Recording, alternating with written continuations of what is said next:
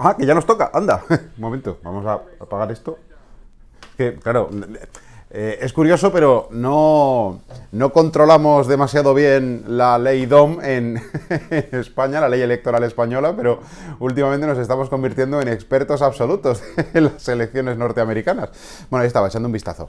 Bueno, ¿qué tal? Bienvenidos a este nuevo repaso semanal a la actualidad de la Unión Deportiva Almería, con ese ojito puesto en lo que pasa en Pensilvania, en North Carolina y en Georgia y en todos estos lugares. Bueno,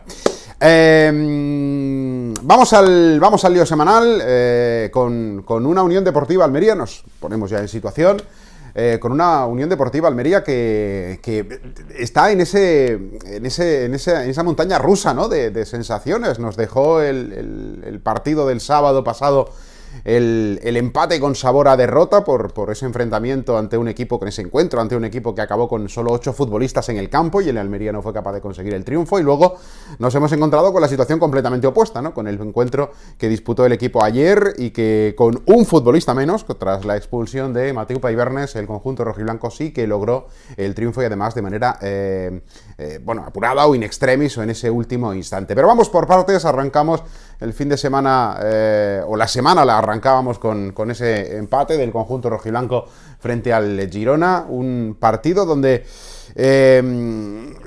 la resaca de ese 0-0 nos ha llevado a muchas reflexiones, gran parte de ellas en caliente, y desde luego yo me meto también dentro de ese paquete de con la adrenalina todavía fluyendo después de que el partido concluyera frente al Girona, esa frustración tan enorme de ver cómo el Almería no había sido capaz de lograr la victoria.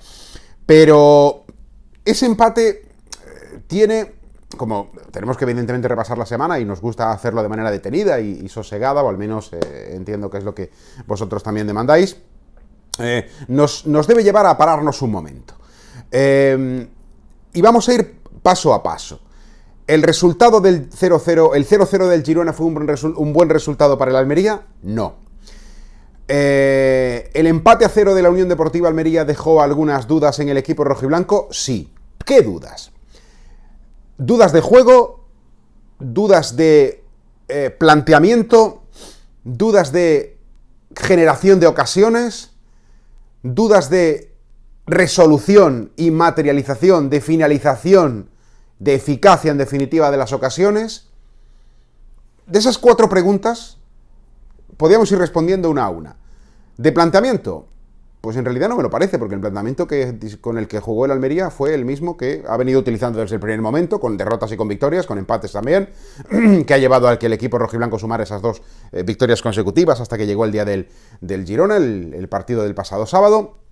Y la base, la estructura es igual, ¿no? Con la línea de 4 atrás, con 2 pivotes, con esos interiores, bueno, con esa línea de 3 por detrás del punta, donde ya parece que nos hemos acostumbrado, sobre todo mentalmente, ¿no? A que los extremos van a ser, o el protagonismo por fuera van a tenerlo los laterales, y que esa línea de 3 con permanente permuta de posiciones va a ser la que genere realmente el peligro, ¿no? Por esa movilidad. Es decir, del esquema parece que, creo, al menos desde mi punto de vista, no hay mucha variación y ha funcionado. Otros días no, unos días mejor, otros días no tan bien, otros días mal, pero en definitiva ese es el esquema sobre el que la Almería se ha desenvuelto y estamos viendo que se desenvuelve bien.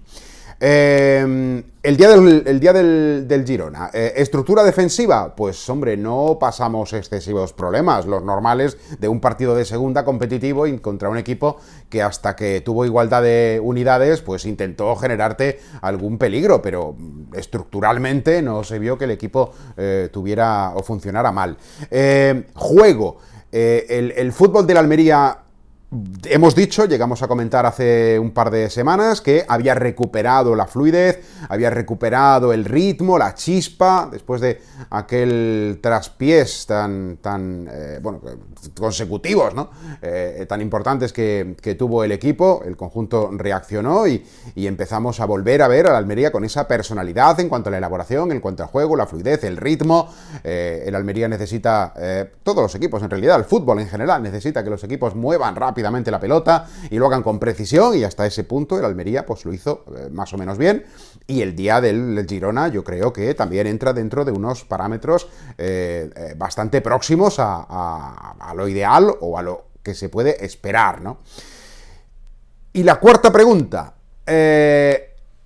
bueno, la tercera era la producción de juego ofensivo. El Almería generó juego ofensivo como para tener ocasiones de gol, oportunidades de conseguir tantos y de llegar a la victoria. Yo creo que la respuesta también está muy asociada al del fútbol que generó el equipo. Generó fútbol y a su vez también generó ocasiones de gol. El dato estadístico es solamente un dato, no voy a tirar o no voy a irme como en su momento algún técnico hablaba, es que hemos generado tantas ocasiones de gol y se agarraba a eso por encima de cualquier otra cosa. No, tampoco voy a llegar ahí, pero es verdad que ese dato estadístico refleja cosas, igual que los corners reflejan la cantidad de veces que tú has intentado llegar a línea de fondo y poner centros, más allá de las que te haya podido regalar, entre comillas, el contrario, por rebotes y tal, pero sí refleja algo relacionado con tu capacidad de llegar, ¿no? Con tu capacidad de estar presente en ofensivo. Bueno, cuando el Almería remató el sábado 31 veces a puerta, durante los 90 minutos, contra 11, contra 10, contra 9, contra 8. Pero 31 veces tira a puerta, hablamos de que la producción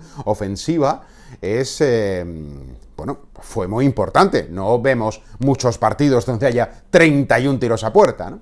Lo cual nos lleva a la última pregunta, la cuarta, y es ahí donde está evidentemente está el problema, que es la ineficacia goleadora. ¿El Almería fue eficaz el sábado frente al Girona? No, obviamente no lo fue.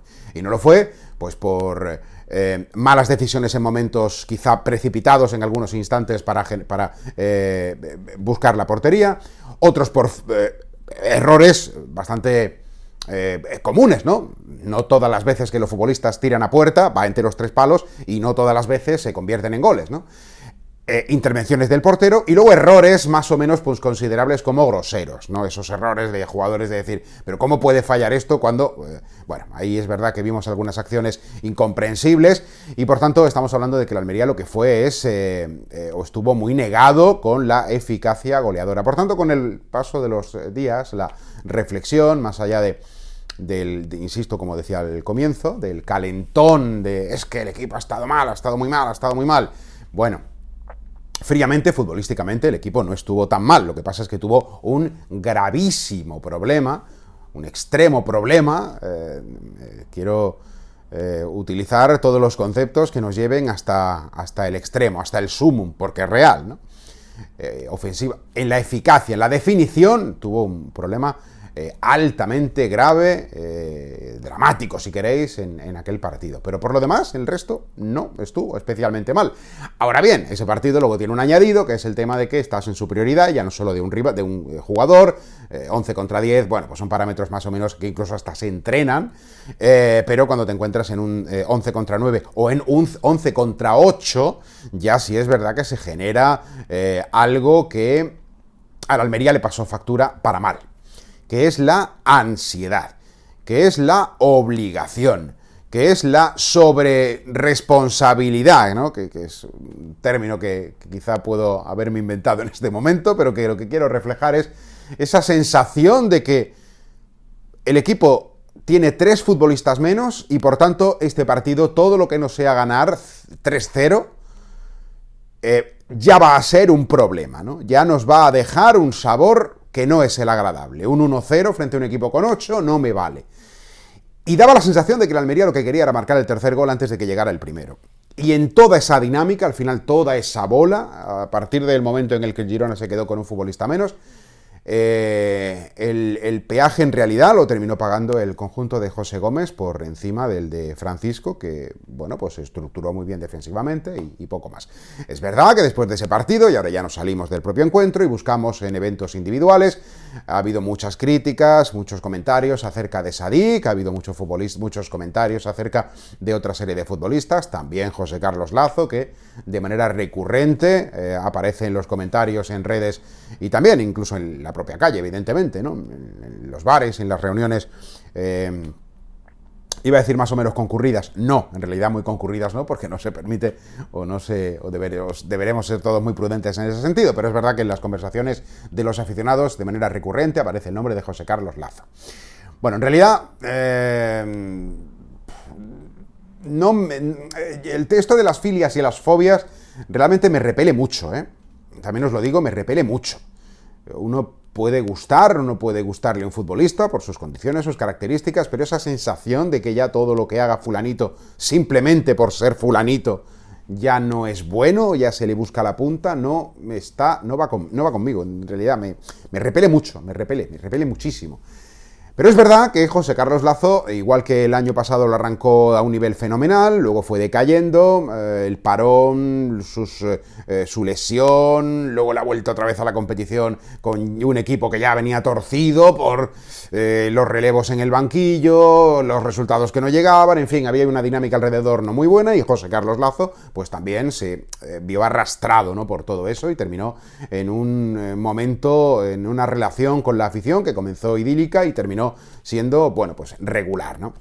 En ese momento, pues ha comenzado la temporada y con el comienzo de la temporada, pues quedaban los ecos, por un lado, de esas sensaciones frías con la que terminó el año el futbolista gaditano y por otro lado, pues la sensación de ver de nuevo intentar recuperar al jugador lo antes posible. No está todavía, evidentemente, al nivel con el que nos brindó su juego y su fútbol en el primer tramo de la campaña del año pasado, pero a mí me parece que es un futbolista que tampoco está haciendo barbaridades como para escuchar cosas como la que he oído o las que he leído.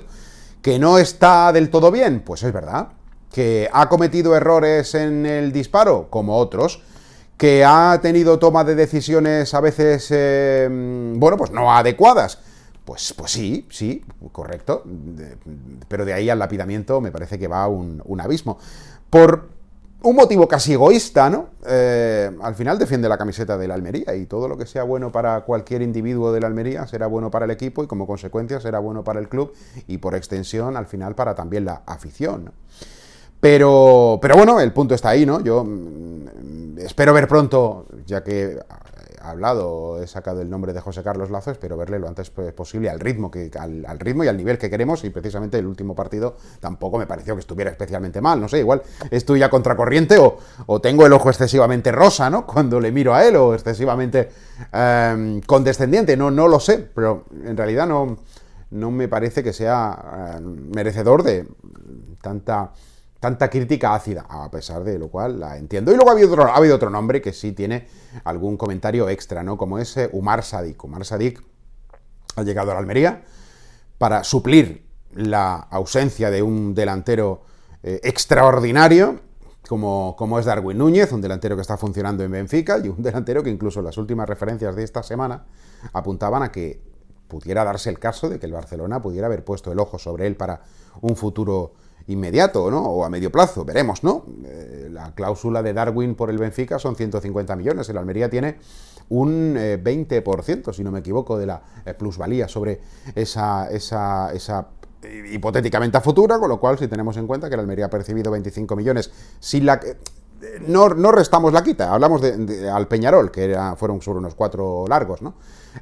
Hablamos del cómputo general, ¿no? El Almería habría vendido a Darwin por 25, ha vendido a Darwin por 25 millones a Darwin Núñez y estaría en disposición de acometer o de ingresar, si esa cláusula se lleva a efecto en algún momento, igual no es ahora y no es nunca, pero hipotéticamente estaríamos hablando de que la Almería podría ingresar otros 25 o 30 millones, con lo cual estaríamos ante una venta que llegaría a los 50-54 millones de euros, que es una cantidad más que respetable, ¿no? Estamos hablando de un delantero de un nivel absolutamente excepcional, pero un delantero que cuando llegó a la Almería le costó entre su llegada tardía, los compromisos internacionales, su puesta a punto con el grupo, su adaptación a la liga, hasta la jornada 6-7, no recuerdo, pero hablo aproximadamente, el primer mes largo de competición no tuvo protagonismo alguno o muy residual o en esa evolución. De hecho, tanto es así que Sekou Gassama fue el pichichi en el primer tramo del campeonato hasta que pues ya ocurrió la llegada y la irrupción de Darwin Núñez y ya las cosas llegaron al punto que conocemos y que ya tuvo todo el año de desarrollo, ¿no? Por tanto, con Sadik cuando llega a la Almería ya viene con la obligación o con la responsabilidad de tener que suplir esa ausencia. Y no es fácil para un futbolista de otras características. A eso se le suma la adaptación a la liga, se le suma un nuevo equipo, se le suma que al final los delanteros tienen rachas. Darwin Núñez estuvo también un periodo que no marcaba y luego marcó y luego dejó de marcar y luego sí y luego no. Es decir, esa oscilación y sobre todo cuando arrancas, pues o empiezas bien y tienes el santo de cara y desde el primer momento ya triunfas y metes goles y ya va todo rodado, o bueno, tienes que llegar. Y Umar Sadik está en ese proceso.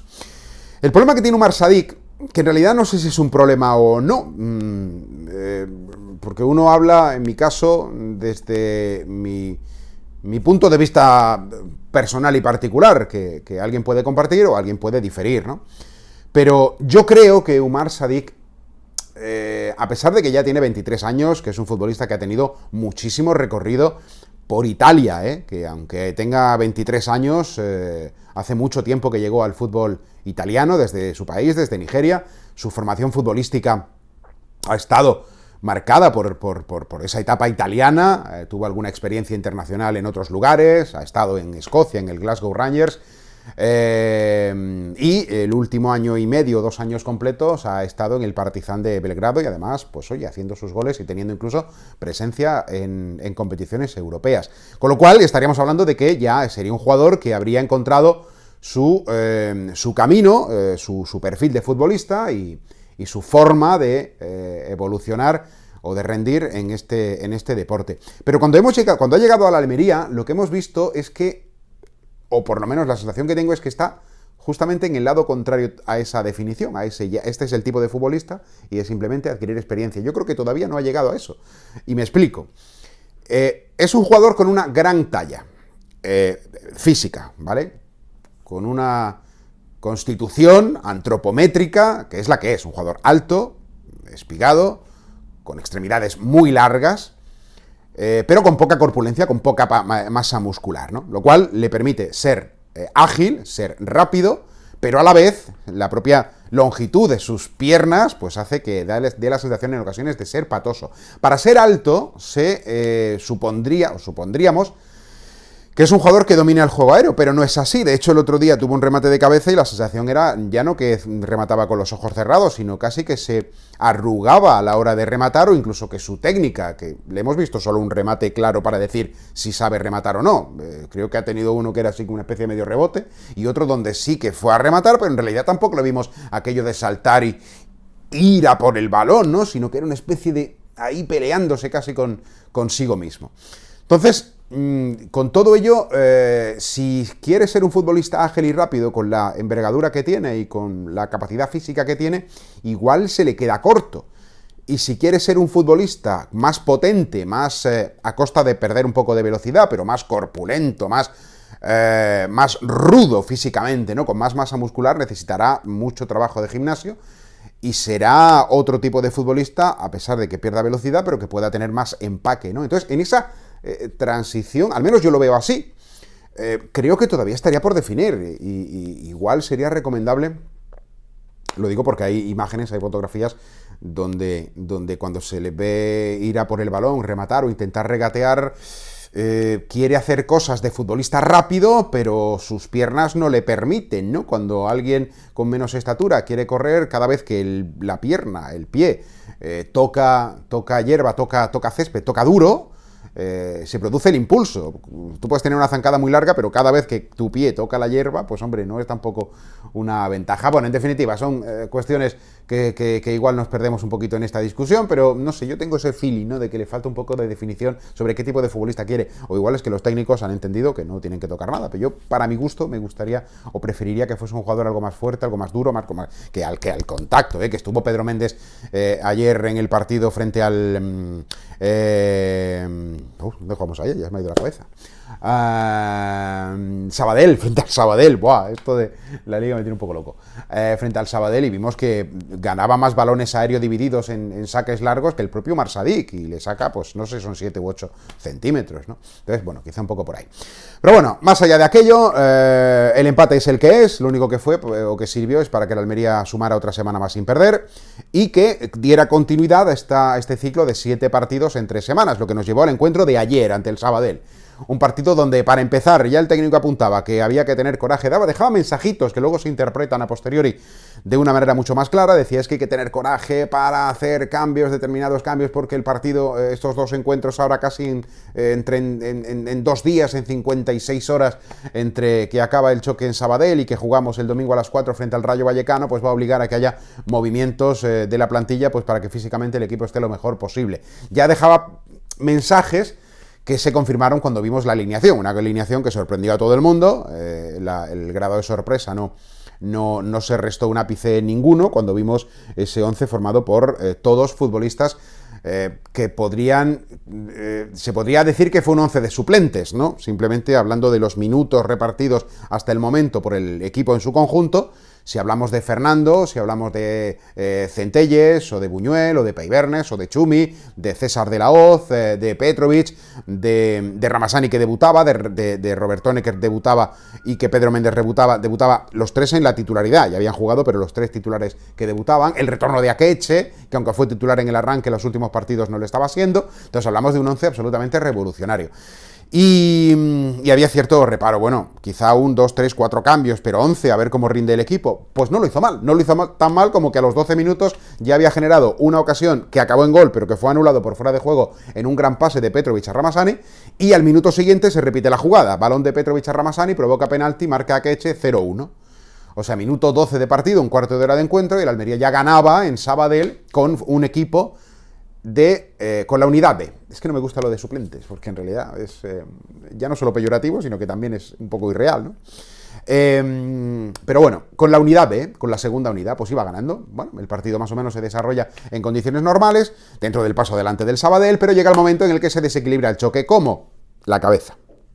El equipo se desconectó mentalmente o sufrió el golpe moral de quedarse con un futbolista menos. La segunda amarilla de Peibernes, la primera por protestar, en estas jugadas que luego no piensas lo que puede suponer una protesta, y esto se repite muchísimo, incluso los propios jugadores lo dicen, pero cuando estás caliente, con la adrenalina a tope, a 150 pulsaciones dentro del terreno de juego, no te das cuenta que cuando el colegiado ha pitado lo que haya querido pitar, salvo que el VAR le rectifique, por mucha protesta que hagas, o por mucha queja que tengas, o por mucha vehemencia en tu conversación con quien sea, no vas a ir a ninguna parte, y solo produce eso, lo que mostró amarilla.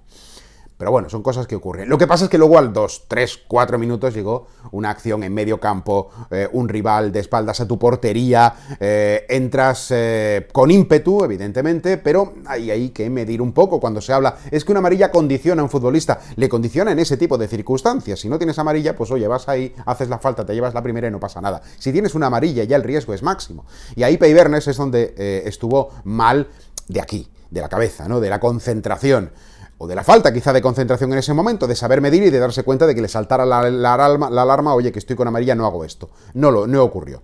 Hizo la falta, el colegiado le vino rápidamente, segunda amarilla, a la calle, minuto pues 40 aproximadamente, 38 o 40 de partido, y el Almería se quedaba con un futbolista menos, y ahí es donde el Almería empezó ya a recuperar los problemas, ¿no? de concentración, de confianza, a la vez que llegaba con el paso adelante del Sabadell. Y luego la segunda parte, pues bueno, el equipo sufrió, intentó ser un grupo, un conjunto, lo consiguió, pero tuvo 2 momentos donde le falló esa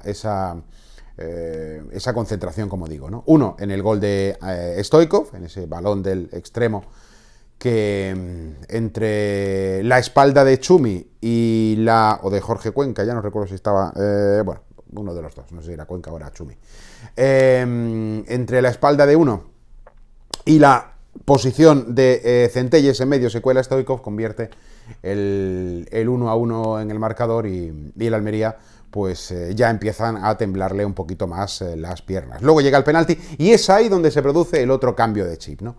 Fernando Martínez, que volvía al equipo después de haber jugado los partidos en Logroño y en Las Palmas, hizo una extraordinaria parada y se acercó a lo que puede sentir uno cuando marca gol. Un portero, salvo circunstancias muy excepcionales y muy extrañas, pues no va a sentir nunca lo que es el marcar un gol.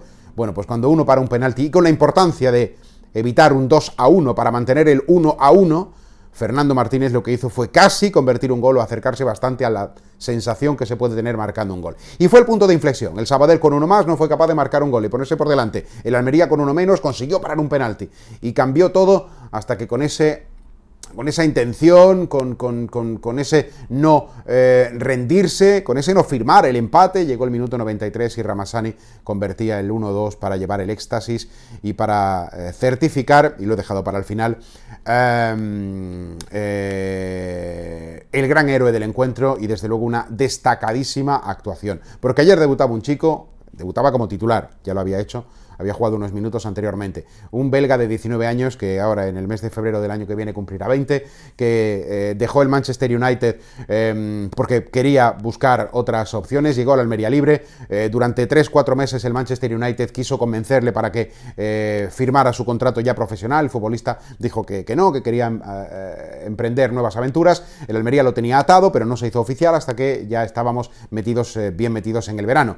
Llegó Ramazani, ha tenido oportunidades con el filial pues para ir haciéndose, su dorsal con el filial le permite que en algún momento Nandiño pueda tirar de él, y después de una fugaz presentación de rojiblanco, ayer llegaba su momento de titular. Desde el minuto 1 y hasta el 93 o 94 que duró el partido, Ramazani fue el mejor del encuentro, con chispa, con velocidad, con desparpajo, con verticalidad, con acierto, con buen movimiento, a pesar de no ser muy grande en cuanto a su estatura, pero buenos movimientos arriba, y esa velocidad le permitió superar hasta en 3 ocasiones, una el gol anulado, otra el penalti que pitaron, y el tercer detalle fue ese gol convertido en el tiempo de prolongación, en el tiempo de descuento, le dio al Almería una victoria y ratificó que ahí hay un gran futbolista, pero que al final tiene que seguir haciéndose, tendrá buenas actuaciones como las de ayer y también tendrá malas actuaciones porque esto va a ser así, y habrá partidos en los que digamos, qué decepción de Ramazani, ¿dónde está el futbolista que deslumbró en Sabadell? Pues volverá y jugará y volverá a hacerlo igual, pero habrá otros días donde no esté tan fino. Pero desde luego parece que el Almería sí confirma con la alineación de ayer que tiene un buen fondo de armario. Y con eso sumó su quinta jornada sin perder, su tercera victoria a domicilio, un cuarto triunfo en el campeonato que le permite ya recuperar puntos, regularizando parte de la rémora que tiene clasificatoria y también de partidos. Ya solo le queda recuperar el choque frente al Zaragoza, que no está programado todavía, pero bueno, el equipo ya tiene 14 puntos, es noveno, y ahora este domingo tiene que visitar el campo del Rayo Vallecano. No está Cristian Olivera porque, llegará pues en los próximos días, pero no estuvo en Sabadell, no estuvo tampoco en el encuentro ante el Girona y tampoco estará esta semana por un asunto de visado que le ha obligado a viajar hasta su país, hasta Uruguay, pero por lo demás, pues hombre, no ha habido una carga importante de minutos para los titulares. Sí, para los que jugaron ayer, pero para los habituales, pues salvo Cuenca y Bayú, que jugaron los segundos 45 minutos, el resto jugaron minutos residuales, 22 o 23 jugó Sadik y 5 minutos Samu Costa. El resto o se quedaron en Almería o estaban en el banquillo, así que no habrá ningún tipo de problemas para que físicamente el domingo el equipo esté al 100%. Físicamente, y esperemos que también futbolísticamente y a nivel anímico, ¿no? Con lo cual estamos ante la posibilidad de cerrar esta tercera semana de sprint con estos 7 partidos, ojalá que con un nuevo triunfo y bueno, pues cumpliendo las expectativas ya no solo del club de los aficionados, sino también del propio técnico, que hablaba de que su media es sumar 4 puntos cada 2 partidos, o sea, la media inglesa de toda la vida, victoria y empate, y que con eso le da más que suficiente para cumplir el objetivo de estar en la parte alta. Pero de momento, antes de llegar a la parte alta, tiene que pasar por la zona media, que es por la que está transitando. Ya dejó la zona baja, porque las cosas hay que hacerlas paso a paso y poco a poco. Pero bueno, veremos qué da de sí este próximo domingo. Pues bueno, esto ha sido todo lo que teníamos para hoy en este resumen de la actualidad de la Unión Deportiva Almería. Ya sabéis, comentarios, like, suscribiros, la campanita, todo lo que queráis. Y recordad que todos los días de 3 a 4 de la tarde estamos en Onda Cero, en el 102.2 de FM, en onda0.es/Almería o en la aplicación. Y nada, que el domingo a las 3, hay que comer pronto o comer tarde, dependiendo del estómago de cada cual, desayunar fuerte, porque tenemos un brunch, sería un brunch lo que habría que hacer el domingo, porque tenemos partido en Vallecas, en el estadio de la barriada madrileña, para enfrentarnos al conjunto de Andoni Iraola para medirnos al Rayo Vallecano. Bueno, chicos, pues oye, voy a seguir yo con mi repasito, porque no sé cómo estará la cosa, si ya se sabrá el resultado final en Pennsylvania y en North Carolina y en Georgia y en todo este tipo de sitios. Vamos a ver cómo va la cosa. Habrá sumado ya más de 253 votos electorales John Biden. Seguirá diciendo Donald Trump que hay que detener el recuento. Pues de momento las cosas siguen iguales, como veis. Chicos, venga, cuidaros mucho. Adiós.